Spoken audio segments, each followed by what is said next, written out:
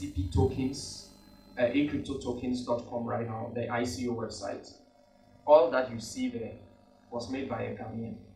And we are all very young Ghanaians, very enthusiastic about what we do, blockchain and cryptocurrency. And we are even trying to build ECP blockchain so that we migrate our coin from the Ethereum onto our own blockchain. And we are hoping to achieve that. And it will be done by Ghanaians.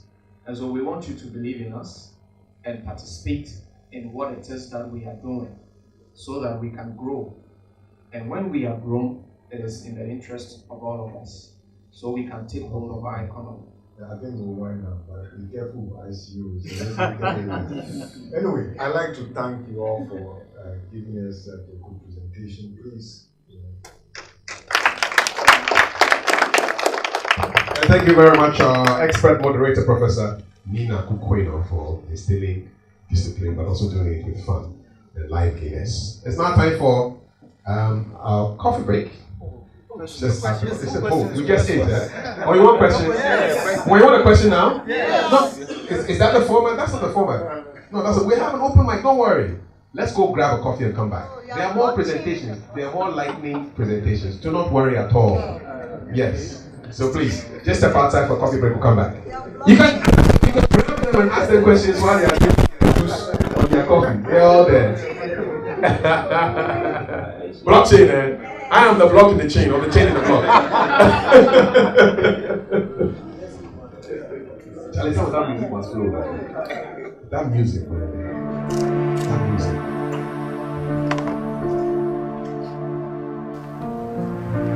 We're back at 3:25. This is a short break. Short break. 3:25 we're back. So 3:30, boom, we start.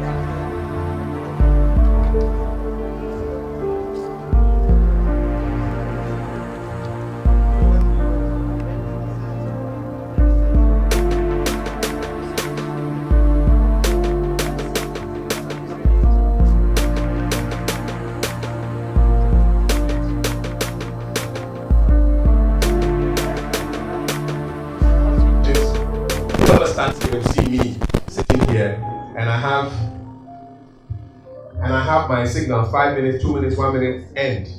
We'll take one question after the moderator will come back to speak to the panel, and then we'll have a nice big Q&A to end it.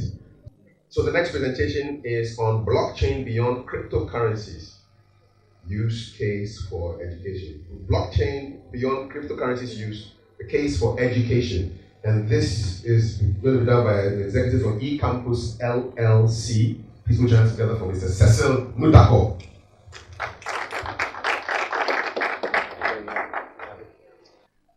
Good afternoon, ladies and gentlemen. My name is Cecil, and I work for eCampus. So, eCampus is a learning app. Is that a click on? Can I try it? Okay.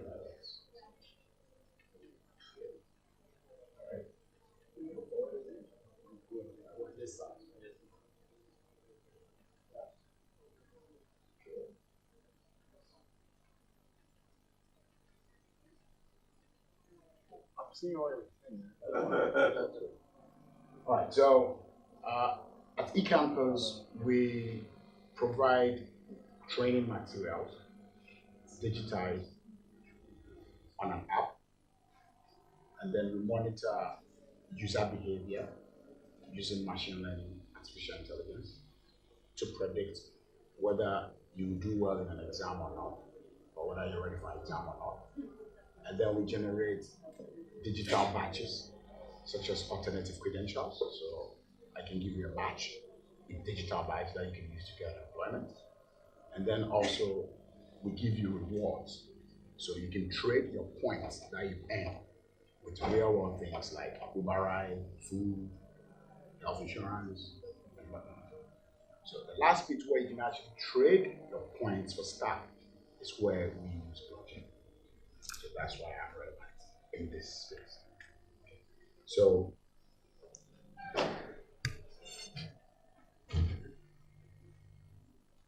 for us, I think in general, even beyond just what we do at eCampus, blockchain is trying to solve one fundamental problem: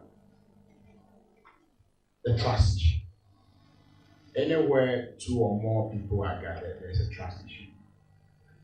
Anytime you have to deal with other parties, there is a trust issue. You can downplay it, look away, but it's there. So, from what I know from being a developer for almost 30 years now, we started from storing data in text files. Then we moved to structured query languages. All of them, there's one big guy who's like the all-knowing big brother who can move things around with or without your permission, because he has access to it. The world has gotten to a point where we cannot trust that one big guy completely because people can get funny. So we collectively as humans need another way of storing our information, our transactions, that we all can feel that is trusted and transparent. And blockchain has filled that gap. So for me, with all the buzz around blockchain is just another database. That's all it is, another database. That gives you different flexibilities. So you cannot delete stuff when things go in. It stays there forever. If you want to key new things, there must be a hash between the first and the second. It's just another database. What gets interesting is the way you can use it. Its applications are extremely thought-provoking. The kind of things it can do, the kind of disruptions it can create. That's why there's all this buzz around it and all this confusion around it. Thanks to crypto, they've made it popular. But I'm not really a fan of cryptos. I'm really a fan of what else can I use blockchain to do. And that's why we want to say about the education space. Education, no matter how you define it, it's just communication. That's all it is. So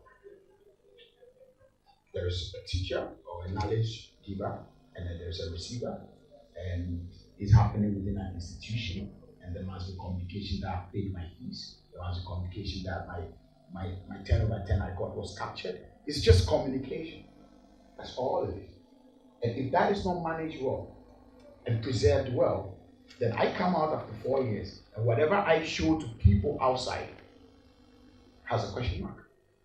Because when I show you my certificate that I went to give back and I did entrepreneurship and SME management, and I show you my certificate, and you ask for my transcript, do you trust everything that's there? Maybe somebody make a mistake along the line. People's grades get missing all the time, and they go IQ back and forth. And for some funny reason, universities have some policy after 5 or 10 years, they scrap all your sets. They don't keep it again. So after 5 or 4 years, you actually lose it. Why? Because it's too much work. It is too much cost for them to keep those things. And anytime you want a transcript, you pay them big money just to get your own transcript. Why? It doesn't, because too much work. This can be taken away. All this stress can be taken away if we rely or we deploy another database that's using a different language, blockchain. Move away from structured query language or deploy blockchain-based solution to keep all this data and make it easily accessible by anybody. So if I want my transcript, I don't need to go to the school. I should probably get an app and just connect to the school, authenticate, and then get my data. Why do I have to go to all that stress? So these are some of the applications happening around. All right. It's the best music I've heard at any conference, man. Yeah, it's beautiful music. Thank you very much, Isaac. And we can now get our presentation underway. This is it's titled Blockchain Hackathon. I'm curious about this one. And so we have from Ashesi University, the D Lab, Professor Gordon Atocha. Please give him a hand.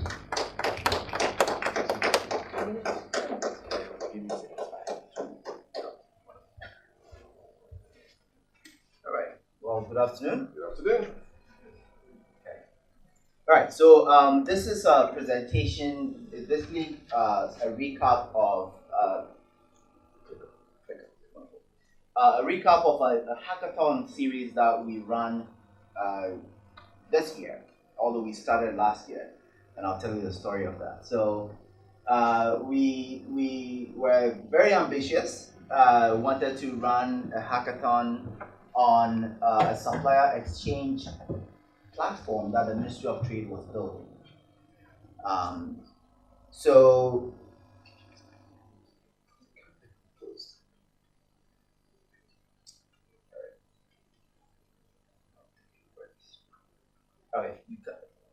room is really long, so you probably won't see from the back. Alright, so these are some of the posters. Going forward, this is how you go forward. Alright, so I'm going to tell you the story of the hackathon as well as what we were actually focused on.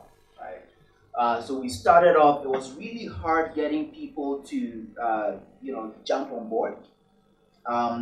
So we started with some news circulations around it, but the idea, Ashesi Design Lab, we are, if you will, we provide educational platform for students. So we wanted to expand that to a national event, and so we teamed up with Blockchain Society Ghana, Brazil, Kumasi Hive. Kumasi Hive has something they call a creativity group or something like that on different campuses. So we thought this was going to be easy. We'll get a number of students from different campuses together. We'll do a national hackathon on blockchain. So that's what it was. Our partners were the Ministry of Trade, Association of Ghana Industries, and the Ministry of Communications. Now, the starting point or the context of this hackathon was the government's 10-point industrial transformation agenda. If you've never heard of it, you've heard about one of the items, one district, one factory, right? And the Ministry of Trade, headed by Papa called Bartels, were working on a supplier exchange platform. So you can think of the number of SMEs that are able to provide services to large companies. Right? The example he often used was that of Guinness wanting to buy starch on a monthly basis from suppliers in Ghana. Now, what you probably don't know is that if you are Guinness and you start monthly basis for a long period of time, you're probably better off buying the starch from, say, Jamaica or someplace, Mexico or someplace like that, right? Because it's just almost impossible to get the quantities in regular supply, the same quality over a period of time in a country like ours. That's a sad story, right? Unless you found a way to put together all the small cassava growers and processors, and you found a way to keep them consistent. So you see where blockchain is coming from? The concept of blockchain was coming from that if you could put a platform to bring in all these small suppliers, and you can regulate them, and you can help them with payments, and you can help them figure out how to report on small changes in quantities, right? Along the delivery, even along the delivery route, right? So if the one truck container size amount of cassava from somewhere in the western region broke down on the way, what kind of system will report that and replace that truck and still make it in time for delivery? So those are some of the ideas that we built the blockchain hackathon around, right? Very ambitious, of course. So we shot videos of him, Papa Bartels, explaining the process. This is what we built. The example here, very similar to that of Guinness, but it was that of a company making Zobolo. That's where I learned that it's actually Zobolo, not Sobolo. 5 minutes. So it's the same kind of idea, right?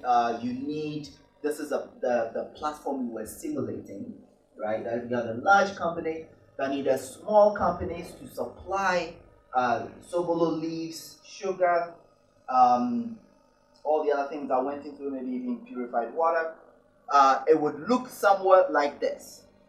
And so if you wanted to put a smart blockchain system on it, then you needed to figure out how to code all of these areas, right? And then also connect them and figure out where you're going to put the payment processing and how you're going to deal with trust issues and all the things you've heard about this doesn't work anymore. Yeah. And all the things you've heard about in so far, right? So this was the system that we laid out. Maybe this is also how we scared away potential, right? This may be one of the reasons. But we needed to, we wanted to help them be successful.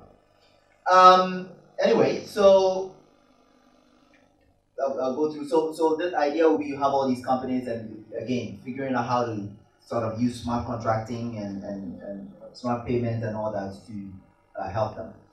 So we put resources on the website. What is blockchain? How do you do coding? A gentle introduction, beginners guide to Ethereum and all of that. And then, these are some of the info sessions. But it took us about 3 months to start getting interested groups, By the end of 3 months, we started telling people, we started asking people, do you know any database languages? That's all you need, If you know any database languages and you have a friend who can code, bring him. The two of you can create a blockchain app or whatever. But this is also dead. But it started getting together after about 3 info sessions. We started getting half of our teams were actually from Kumasi, so that was great, from KNUST.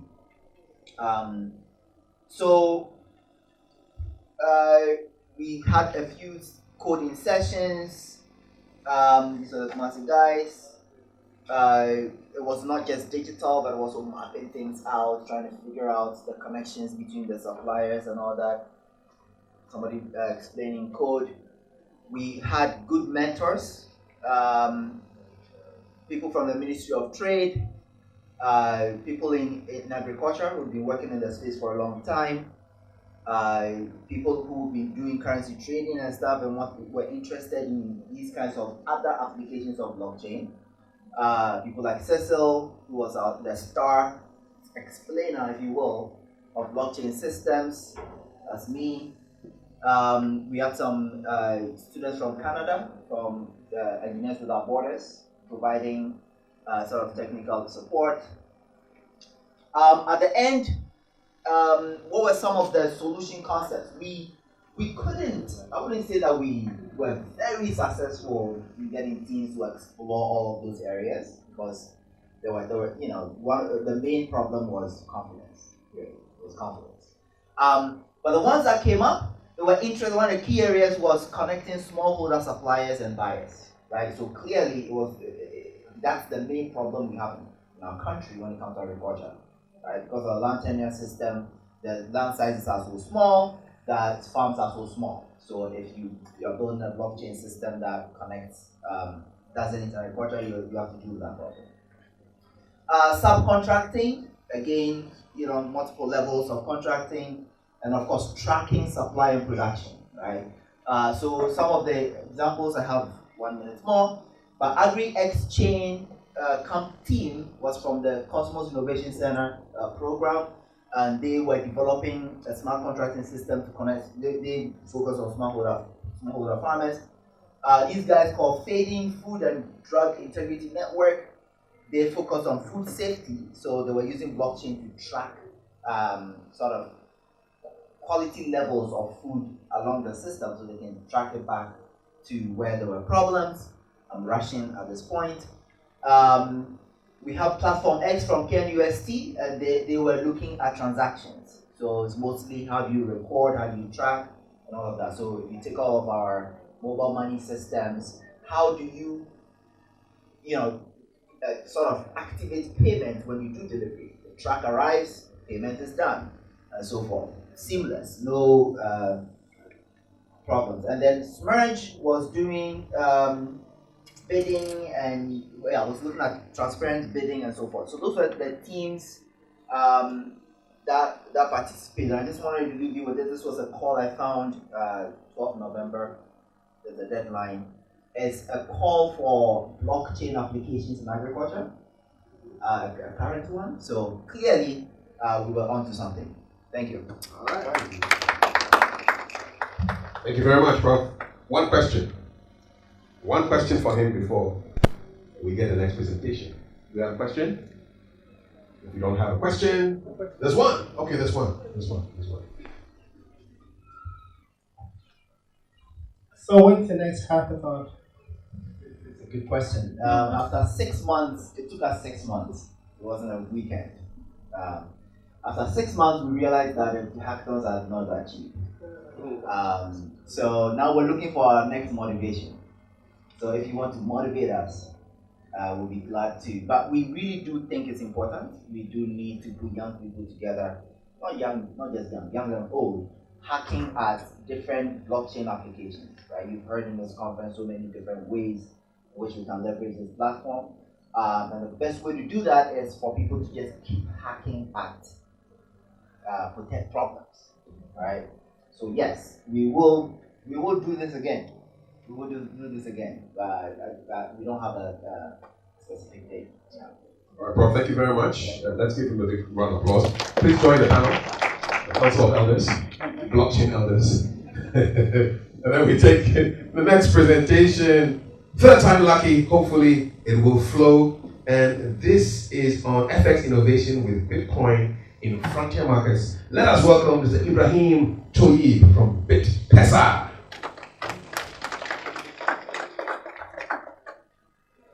Thank you very much. Hopefully I'm lucky this time. Yes.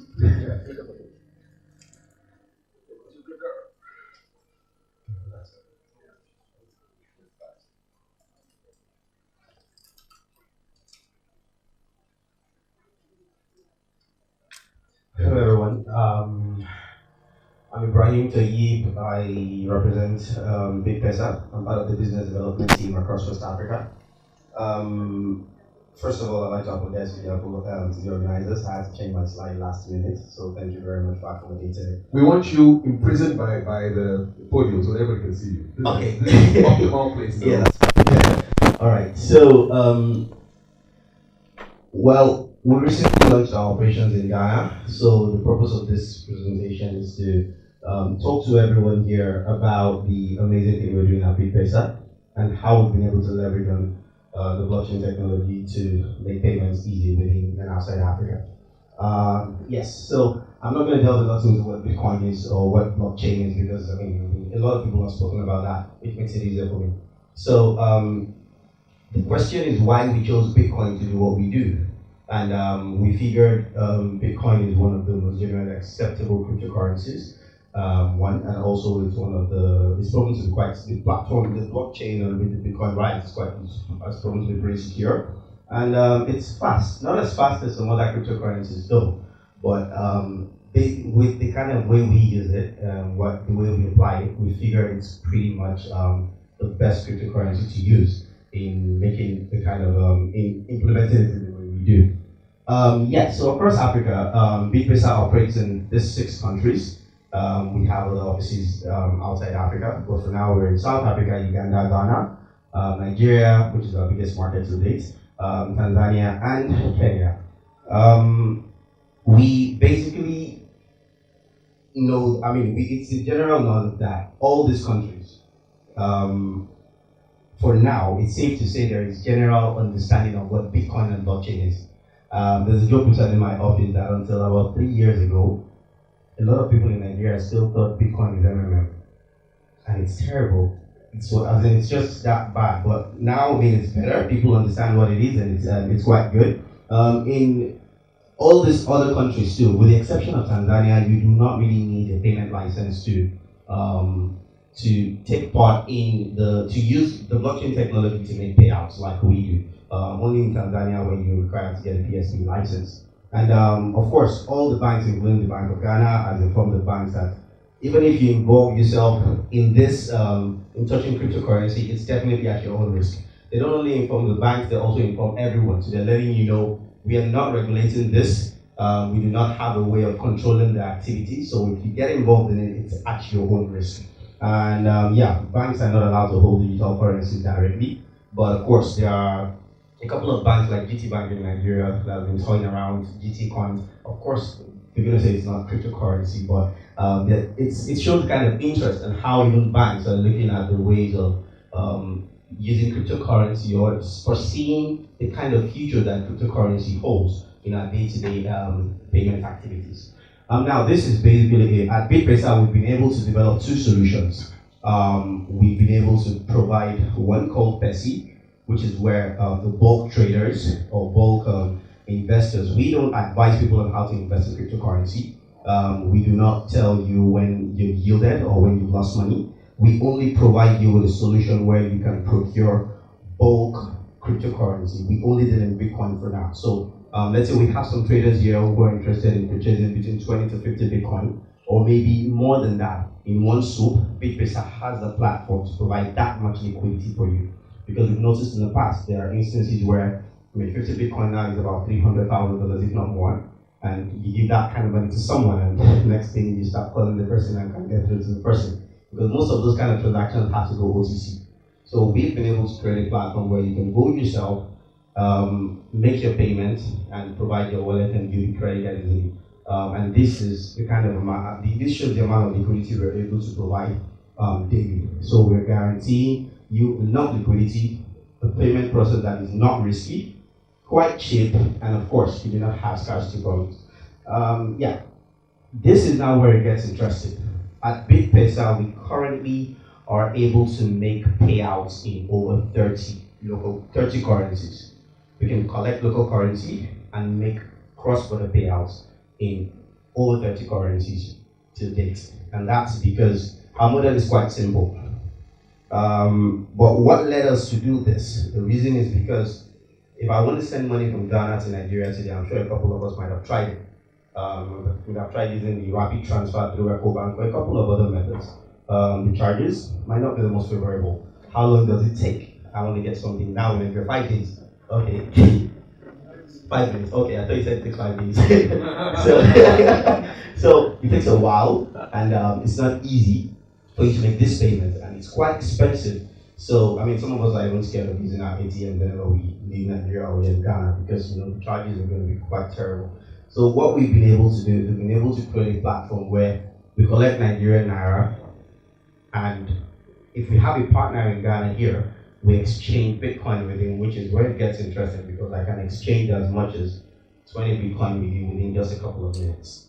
So we exchange Bitcoin with that third party, and that third party makes instant payouts into either a bank account or mobile money. So that was how we started.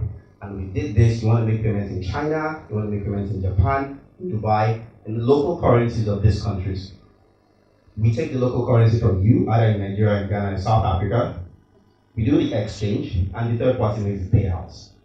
Now, BitPesa has advanced. We've been around for almost 5 years, and we've now started developing infrastructure in all these countries. So we are able to make instant payouts in all these countries for you. So it's easy for you to come to BitPesa now and say, I have Naira. Within 5 minutes, I want as much as 1 million Ghanaian cedis in Ghana. The only thing that can delay it, of course, is the banking, network issues. So yeah, this is our model, like I just explained earlier. We are in all these African countries. We can take all these currencies, ZOF, NGN.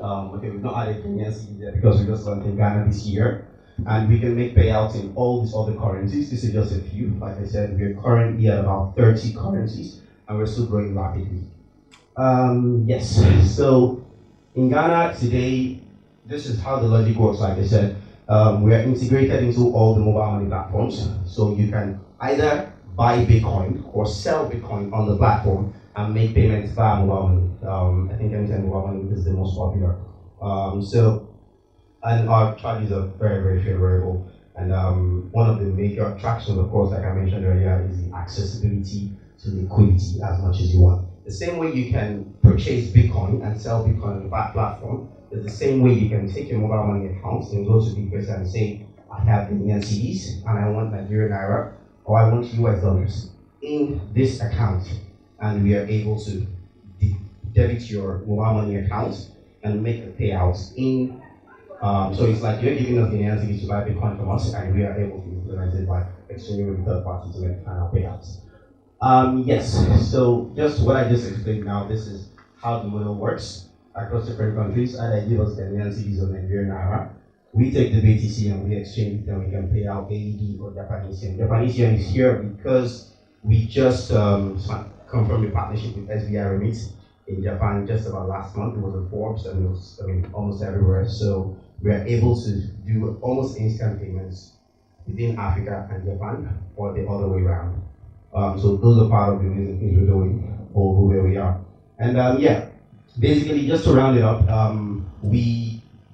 KYC is very important to us because as much as we're dealing with a lot of number of clients and a lot of volume, I can see someone smiling here because KYC is one of the reasons why the Domino's get our platform. So we always make sure we run the necessary KYC on all parties. You want to buy, you want to sell, want to know where the money is coming from, want to know who you are, and want to be sure you are not trying to play funny. We're trying to move funds around because you can easily get access to the coin. Yes, and we have been able to, for some of the people that have doubts about, someone mentioned trust earlier, which is a major thing. Where is your office? Who are you? We will not advise you coming to our office because we run a digital business. Thank you. But we, in such instances, we are able to make references or possibly provide documentations from some of our partners. Like we're able to provide bank guarantee letters if it makes you comfortable. We're able to provide our auditing reports and our account details and our statements of accounts, because sometimes we're able to provide you any additional documents you want to make you comfortable. But we won't advise you to come to our office. And of course, I know another question we might get is, do you do prepayment? Of course, we try as much as possible not to do that. So this is just one last video I'd like to leave you with to show how you can easily buy and sell Bitcoin on our platform. Can you play that, please?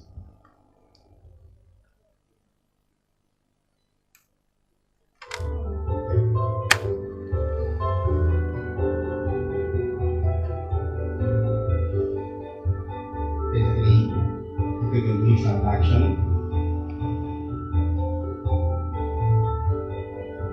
Yeah, you see here, I have either Kenyan cedis or Nigerian naira, and I want BTC. You put in the amount, and here you find the rates, you put in the charges over here. And the next phase, you put in your wallets. You can add multiple wallets or just one wallet. If it's a previous wallet, it's just that. Then you click the next, and after that, you confirm everything you've entered. Then you go to the final phase, which is when you confirm and make payments. That's basically how easy it is to buy and sell Bitcoin on Bitpesa. Thank you very much. Thank you very much, Brave. Great. We'll take one question for him and then you ascend to the table.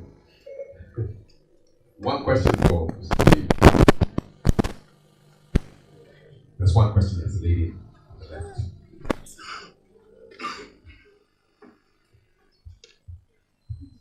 Cost of transaction. Cost of transaction. It seems to be a key thing in blockchain payment systems. Currently, I've forgotten how much rapid transfer charges are, but I think the last time I did one to Nigeria, for every 100 cedis, I was being charged 15 cedis. So if I'm to do Bitpesa, how much would that be for my 100 cedis? That is what I mean, because that's where the propagation is going in terms of, or the propaganda would say, oh, it's cost effective, it is no fees or minimal fees. But you're not telling us, is it a percentage fee per transaction, or is it a flat fee? So I want to hear the fee today. That's so when I tried as much as possible to show where the rates will come up. So if you're on our platform, we clearly show you what we're charging. If you're doing transactions below $5,000, that's, let's say you're sending $5,000 worth of Ghanaian cedis to Nigeria, and you go to our website, the flat rate is about 2%. That's it. Which is why we're way more affordable. It's tested and it's proven that we're way more affordable than your contemporary methods of sending funds within and outside Africa, way more affordable. But if you're doing above $5,000, then that falls under OTC transactions, and you're able to get as low as 0.2%. That low.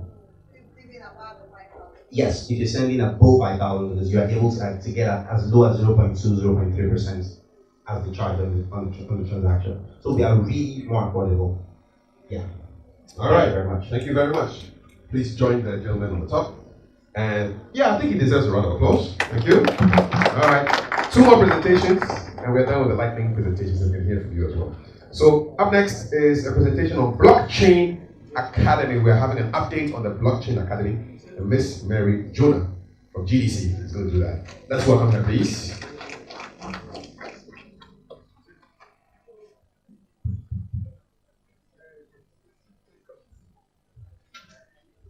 Good afternoon, ladies and gentlemen. Good afternoon.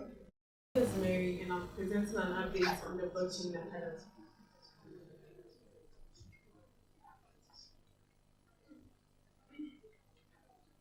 So one would ask, what's the Blockchain Academy? The Blockchain Academy is a capacity building workshop to introduce participants to the blockchain technology and also to help them to build applications on the blockchain. Some of the things we teach at the Blockchain Academy include the Bitcoin technology. We tell you about the history and then also tell you about technologies such as wallets and also how you can how the Bitcoin technology came about. Secondly, we also introduce participants to cryptography and hashing. Cryptography is important because one of the blockchain security methods is the public and private key system. So we also need to tell participants how cryptography works and hashing so you can understand the blockchain system. Last but not the least is Ethereum and smart contracts. Ethereum comes here because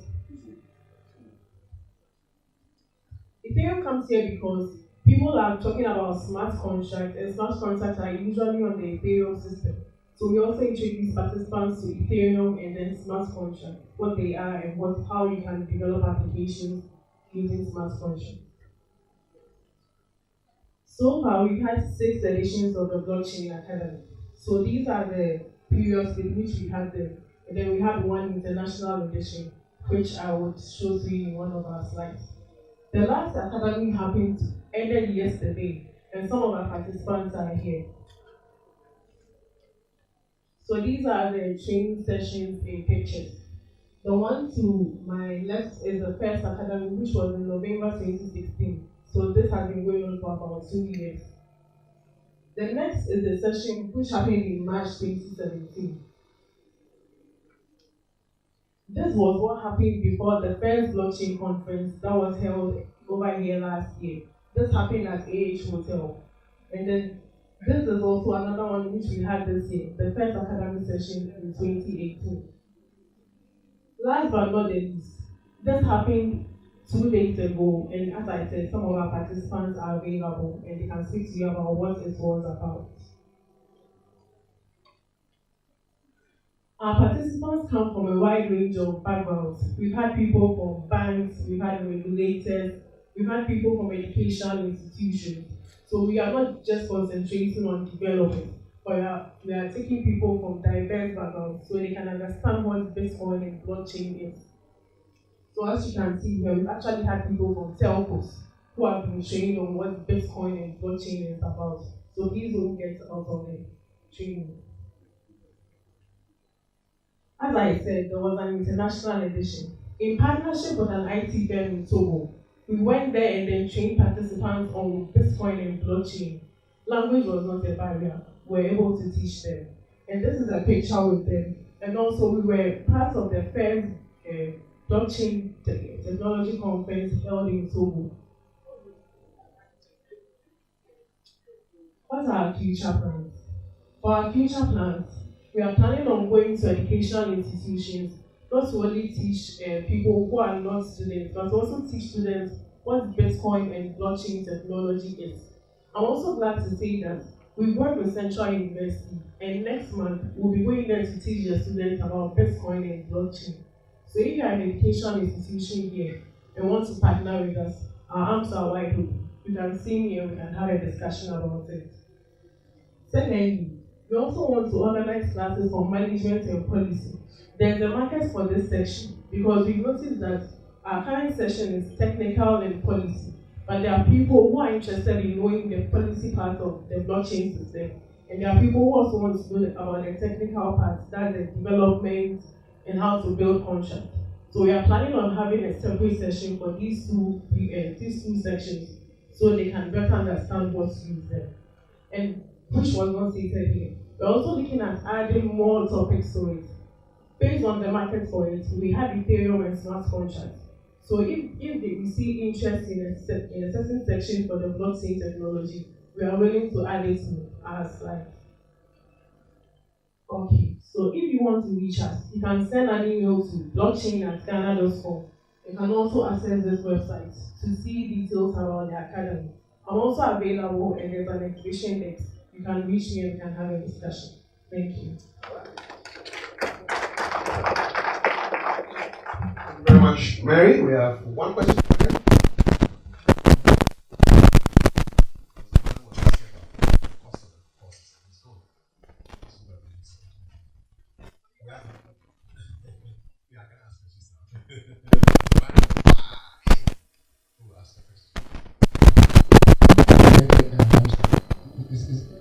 Is the question that I want to ask that the man wanted to ask. The cost, what's the cost involved? Nice one. Blockchain update, what's our cost?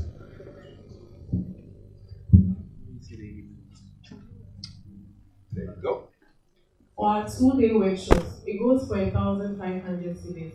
We have early bird discounts for those who pay up. We have early bird discounts, but we also have a different price for students. So you can come and based on what you want. If you want to come for the 2 days, it's 1,500. But if it's an educational institution, we can have a discussion on how much we can charge you.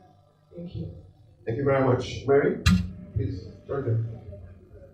Let's give her a round of applause. Thank you.